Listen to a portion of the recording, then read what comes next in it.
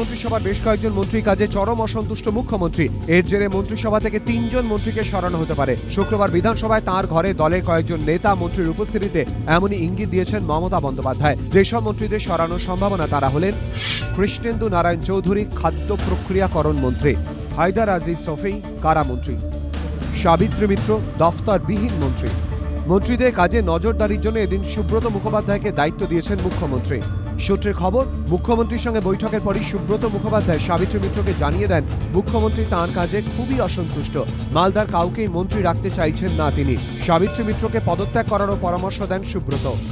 সাবিত্রী ও কৃষ্ণেন্দুকে ঘিরে বারবার মালদায় প্রকাশ্যে এসেছে তৃণমূলের গোষ্ঠীদ্বন্দ্ব। এর জেরে দলীয় সংগঠন তেমনভাবে মজবুত করা যায়নি। লোকসভা ভোটে মালদার 2টি আসনই কংগ্রেসের দখলে গিয়েছে। বেশ কিছু জায়গায় বিজেপির বাড়বাড়ন্ত। সূত্রে খবর, এই অবস্থায় দুই গোষ্ঠীর মধ্যে ভারসাম্য রাখতে সাবিত্রী, কৃষ্ণেন্দু দুজনকে সরিয়ে দিতে চাইছেন মুখ্যমন্ত্রী।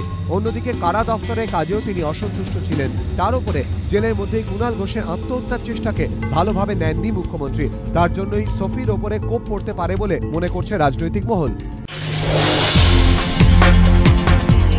প্রেসিডেন্সি জেলে ঘুমের ওষুধ খেয়ে কুণাল ঘোষের আত্মহত্যার চেষ্টার জের অবশেষে নড়ে চড়ে বসল আলিপুর জেল কর্তৃপক্ষ।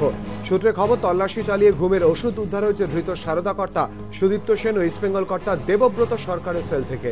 কুণাল ঘোষ বলে কয়ে আত্মহত্যার চেষ্টা করলেও তা আটকাতে পারেনি প্রেসিডেন্সি জেল কর্তৃপক্ষ। এর জেরে সাসপেন্ড করা হয়েছে সেখানকার জেল সুপারকে। এই ঘটনার পুনরাবৃত্তি যাতে না হয় সেজন্য রাজ্যের সমস্ত সেন্ট্রাল জেলে সতর্কবার্তা পাঠিয়েছে কারা দফতর।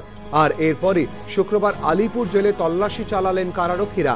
জেল সূত্রে খবর, সারদা কর্তা সুদীপ্ত সেনের সেলে তল্লাশি চালিয়ে প্রচুর ওষুধ পাওয়া গিয়েছে। তার মধ্যে রয়েছে বেশ কয়েক পাতা ঘুমের ওষুধ। ওই জেলেই বন্দী ইস্টবেঙ্গল কর্তা দেবব্রত সরকারের সেল থেকেও বেশ কিছু ঘুমের ওষুধ বাজেয়াপ্ত করা হয়েছে। সিবিআই এর নজরে আরো 5টি বেআইনি আর্থিক প্রতিষ্ঠানের বিরুদ্ধে তদন্ত শুরু করল কেন্দ্রীয় গোয়েন্দা সংস্থা।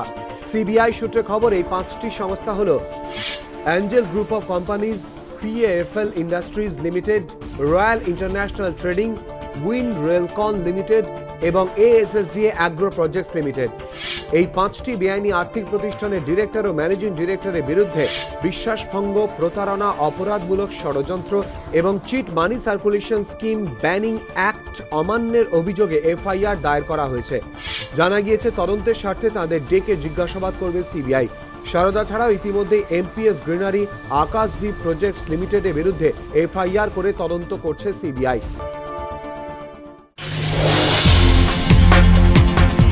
অন্ধকারের সেই ট্র্যাডিশন চলছেই। কলকাতা লিগ, আই লিগ থেকে আন্তর্জাতিক ম্যাচ, যুব ভারতীর ফ্লাড লাইট বন্ধের বিরাম নেই। বাদ পড়ল না ISL-ও। শুক্রবার কলকাতা চেন্নাইয়ে ম্যাচ ঘিরে মাঠ জুড়ে নক্ষত্র সমাবেশ। বিগ বি, অভিষেক বচ্চন থেকে দীপিকা পাড়ুকান। ম্যাচের বয়স তখন 36 মিনিট। হঠাৎই বন্ধ ফ্লাড লাইট, স্টেডিয়াম অন্ধকার। আয়োজকদের তরফে জানানো হয়েছে, ডাইরেক্ট জেনারেটরের মাধ্যমে বিদ্যুৎ সরবরাহ হচ্ছিল স্টেডিয়ামে। তা বিকল হয়ে যাওয়াতে আচমকা অন্ধকার যুব ভারতী। 12 মিনিট পর ফিরল আলো, ফের শুরু হয় ম্যাচ। ঘটনাকে ঘিরে অবশ্য ক্রীড়ামন্ত্রী মদন মিত্রের সাফাই, কমিটি গড়ে ঘটনার তদন্ত করা হবে। এই বিড়ম্বনার মধ্যেই চেন্নাই কলকাতা কড়া টক্কর হলো বটে, তবে সেই ছোকাছুকিতে আগুন ঠিকরে বের হলো না। নক্ষত্র খচিত যুব ভারতীতে গোল শূন্য ম্যাচ, ফের ড্র।